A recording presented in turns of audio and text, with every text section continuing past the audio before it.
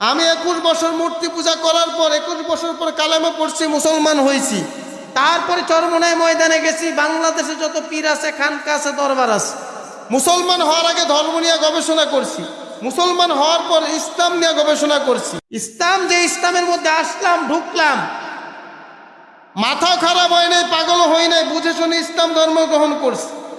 বলতে পারেন হুজুর ইসলাম ধর্ম গ্রহণ করছেন, চরমনাই গেলেন কেন?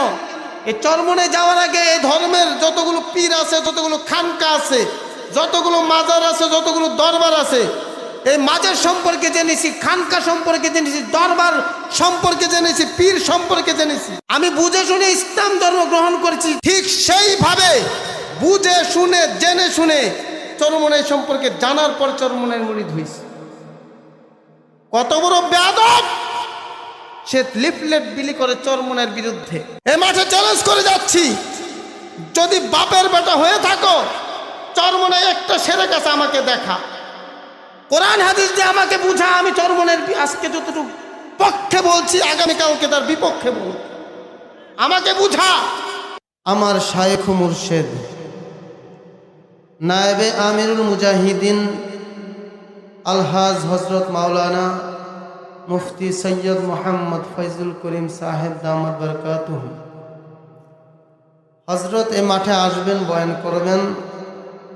এখানে আমার কোনো ওয়াজ নসিহত করার কোনো যোগ্যতা নাই। আমি এখানে ওয়াজ নসিহত করতেও আসি নাই, বরঞ্চ শুনতে এসেছি।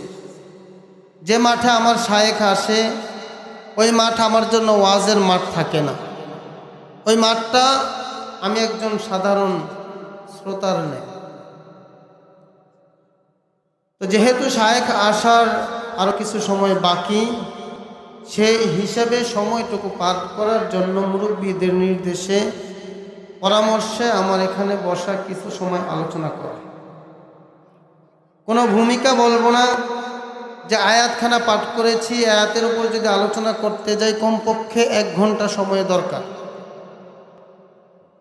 সারা দেশে ঘুরে ঘুরে বিভিন্ন জায়গায় আলোচনা করে থাকি।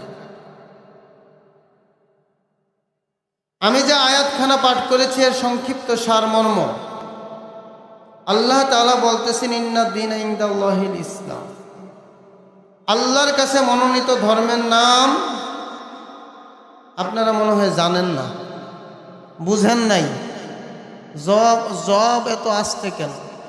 সহজ প্রশ্নের উত্তর যদি এত আসতে দেন, কবরে যাওয়ার পর যখন মুনকার নাকির প্রশ্ন করবে, মার রব্বুকা মান দিনুকা নাবিউকা, এখন জবান থাকতে, হুশ থাকতে, হায়াত থাকতে, জীবন থাকতে যদি ইসলাম শব্দ উচ্চারণ করতে এত কষ্ট হয়, কবরে গিয়ে কেমন উচ্চারণ করবে? স্লোগান দেওয়ার সময় মুখ বাই তুমুক বাই, তখন তো জবানে খুব সুন্দর আওয়াজ থাকে, এখন কই গেল? আল্লাহর কাছে মনোনীত ধর্মের নাম কি? আরো জোরে বলেন কি?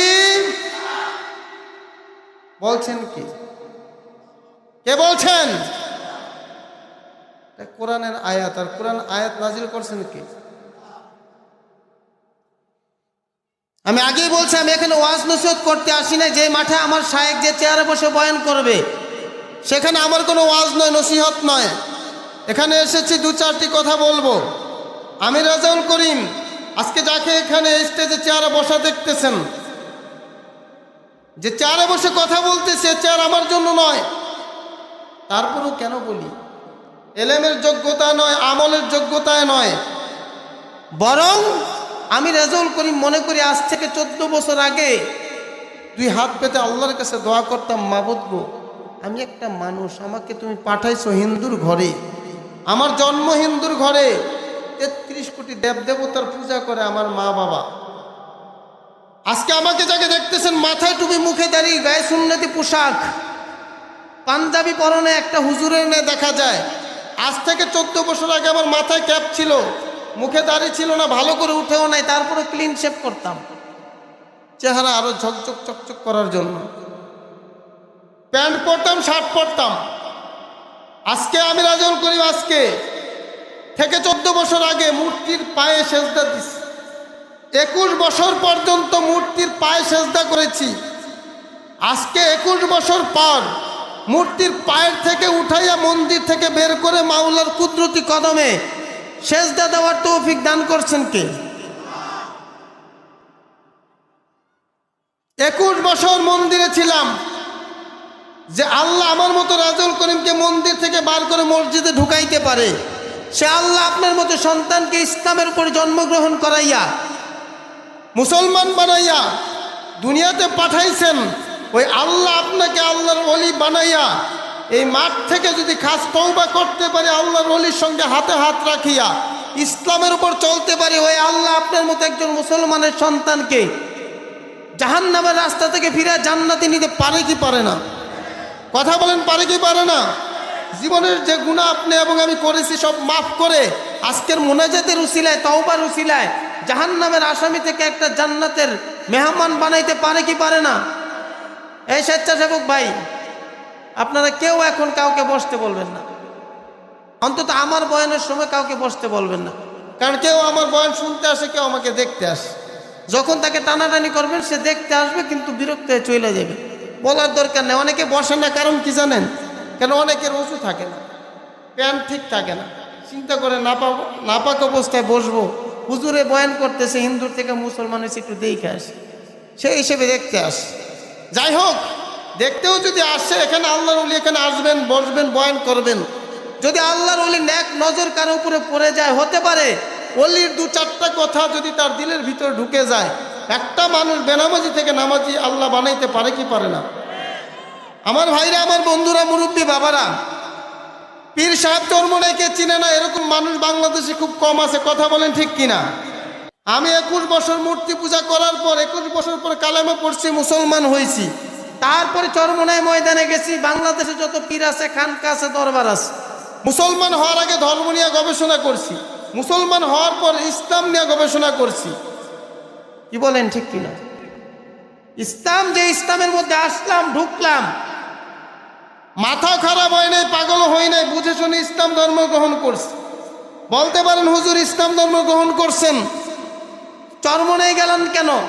এই চরমনাই যাওয়ার আগে এই ধর্মের যতগুলো পীর আছে, যতগুলো খানকা আছে, যতগুলো মাজার আছে, যতগুলো দরবার আছে, এই মাজার সম্পর্কে জেনেছি, খানকা সম্পর্কে জেনেছি, দরবার সম্পর্কে জেনেছি, পীর সম্পর্কে জেনেছি।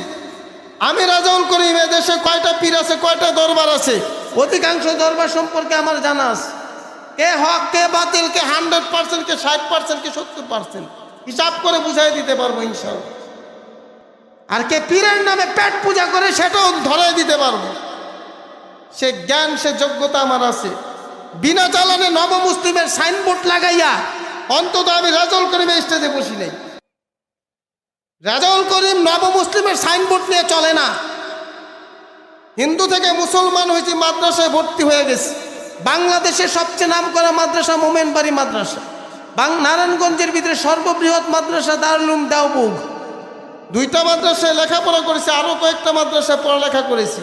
কোরআন সহি শুদ্ধভাবে শিখেছি। তারপরে কিতাবখানায় লেখাপড়া করে আজকে চেয়ারে বসেছি। এমনি এমনি নবমুসলিমের সাইনবোর্ড লাগাইয়া এ চেয়ারে বসি নাই। অতএব অন্যান্য নবমুসলিম আর আমি রাজুল করিমের মধ্যে ভিন্নতা আছে। এদেশে যতগুলো নবমুসলিম আছে ডাক দিবেন, বসাইবেন, সূরা ফাতিহা জিজ্ঞাসা করবেন, অনেকেই বলতে পারবে। আমি রাজাউল করিম কোরআন শরীফ খুইলা দিবেন, সূরার তুল বাকারা থেকে সূরা নাস পর্যন্ত পড়ে শোনাবো। আশা করি ভুল ধরার মতো যোগ্যতা অনেকের নাই, কারণ যে মাদ্রাসায় খতম দিয়া শুনে আসছি ওইটা কোনো সাধারণ মাদ্রাসা না। বাংলাদেশের মধ্যে ঐতিহ্যবাহী মাদ্রাসা মোমিনবাড়ি মাদ্রাসা। আমার ভাইরা, আমি হিন্দু থেকে মুসলমান হইলাম কেন? ইসলাম ধর্ম গ্রহণ করলাম কেন? চরমনের মুরিদ হইলাম কেন? প্রশ্ন আছে না নাই? আমি এখানে আজকে বসতাম না, বয়ান করার ইচ্ছাও ছিল না, কিন্তু আজকে বলতে বাধ্য হব। এই এলাকায় আশেপাশে একজন প্রতারক নবমুসলিমের নাম সাইনবোর্ড লাগাইয়া মানুষকে গুমরা করছে। তার নাম আব্দুর রহমান, যতটুকু জানি। এই মাঠেও বয়ান করেছে অনেকবার। এ ফতুল্লাবাসীকে আমি আজকে জানিয়ে দিতে চাই, কোরআন সহি সত্য যদি নিজের না থাকে, সে কিভাবে কোরআনের দাওয়াত দিবে আমাকে বুঝান।